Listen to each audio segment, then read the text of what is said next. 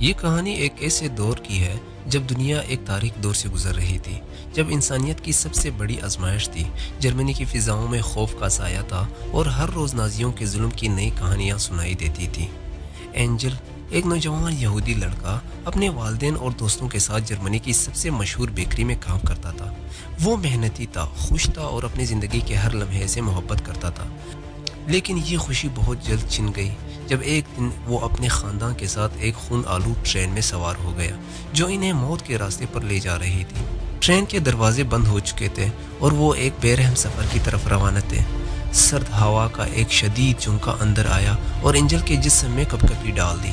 ہر طرف برف کی تہیں جم چکی تھی اور باہر کا منظر ایسا تھا جسے پوری دنیا سو گئی ہو۔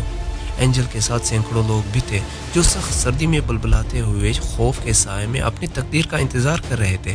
سفر کا ہر لمحہ اذیت سے بھرا تھا۔ نازی افسران کے چہرے پر وحشت تھی اور وہ ہر کسی کو خاموش رہنے کی دھمکی دے رہے تھے۔ لیکن اس وقت ایک بوڑھا شخص اینجل کے قریب آیا۔ وہ بہت کمزور اور سردی سے لرز رہا تھا۔ اس کی آنکھوں میں خوف اور بے بسی کا عکس تھا۔ وہ اینجل سے مدد کی امید رکھتا تھا، لیکن اینجل خود بھی مشکل میں تھا۔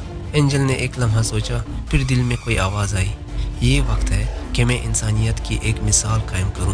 اس نے اپنی طاقت جمع کی اور بوڑھے شخص کو اپنے قریب کر لیا۔ وہ خود تکا ہوا تھا، اس کی انگلیاں سن ہو چکی تھی اور اس کا جسم سست ہو چکا تھا، لیکن اس نے اپنی تمام تر توانائیاں اس بوڑھے شخص میں منتقل کر دی۔ اس کی سر ٹانگوں کو رگڑتے ہوئے اور اس کی جسمانی حالت کو بہتر بنانے کی کوشش کرتا رہا۔ زندہ رہو، تمہیں زندہ رہنا ہے، اینجل نے اس کے کان میں سرگوشی کی، جیسے وہ خود اس کی زندگی کا حصہ بن چکا ہو۔ وہ جانتا تھا کہ اس کا درد، اس کی قربانی، اس کا گرم جسم شاید کسی اور کی زندگی بچا لے۔ گھنٹے گزرتے گئے اور رات کی سیاہی اور بھی گہری ہوتی چلی گئی۔ اینجل کی آنکھوں میں نیند اور تھکن کے آثار تھے، لیکن اس کے دل میں ایک عجیب قوت پیدا ہو چکی تھی۔ اس نے اپنی آخری توانائی کو اکٹھا کیا اور پھر اس بوڑھے شخص کو اپنے باہوں میں جکڑ لیا۔ آخر کار صبح کا اجالا ہوا، سورج کی کرنیں برف پر چمک رہی تھی اور رات کی ٹھنڈک کی موت کا منظر واضح ہو چکا تھا۔ اینجل نے چاروں طرف دیکھا اور اس کا دل دہل گیا۔ جہاں بھی اس کی نظریں پڑیں وہاں منجمد لاشیں تھیں جو سردی اور بے رحمی کی وجہ سے اپنی جان گنوا بیٹھے تھے۔